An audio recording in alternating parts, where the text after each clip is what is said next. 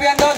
তো champion trophy তুলে দেওয়ার আগে আমি চন্দনেশ্বর CR7 এর পক্ষ থেকে আমাদের এই টুর্নামেন্টের সম্বন্ধে কিছু বলার জন্য, আমাদের এই উপস্থিত দর্শকদের সম্বন্ধে কিছু বলার জন্য আপনাদের কিছু এক্সপিরিয়েন্স আমাদের সাথে শেয়ার করুন। আমরা আশা রাখবো চন্দনেশ্বর CR7 আপনাদের সাথে কিছু বলতে চাই। নমস্কার সবাইকে।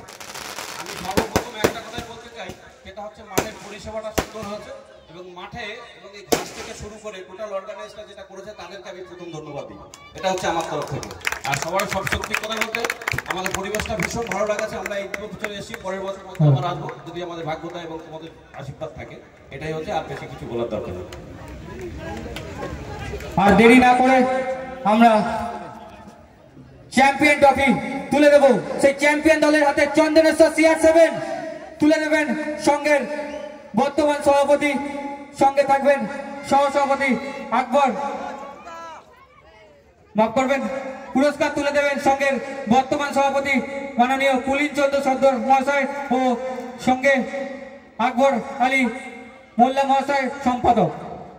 পুরস্কার তুলে দিচ্ছেন চন্দনেশ্বর CR7 এর হাতে ফুটবল উৎসব 2024-এর চ্যাম্পিয়ন দল।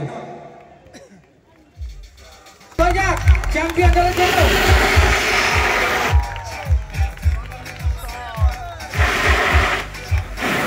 চন্দনেশ্বর CR7 চ্যাম্পিয়ন দল 2024 ফুটবল উৎসব পরিচালনায় উত্তর শাসন সরকারি সংঘ, যারা দুর্দান্ত খেলার মাধ্যমে তাদের যোগ্যতা অর্জন করছে ফাইনাল খেলায় এবং সেই চ্যাম্পিয়ন দলের হিসেবে চ্যাম্পিয়ন ট্রফির অধিকার অর্জন করে নিয়েছেন চন্দনেশ্বর CR7।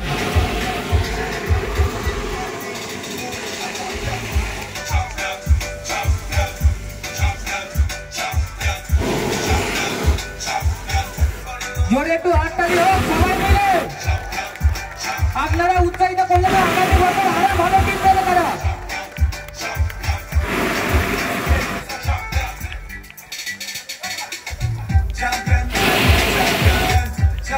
ধন্যবাদ, ধন্যবাদ জানাই চন্দনেশ্বর CR7-কে, ধন্যবাদ জানাই সঙ্গে উপস্থিত সমস্ত দর্শকবৃন্দকে আমাদের সঙ্গে থাকার জন্য, আমাদের পাশে আপনারা সহযোগিতা করেছেন বলে আজকে আমাদের ফুটবল উৎসব সাফল্যমণ্ডিত হয়েছে।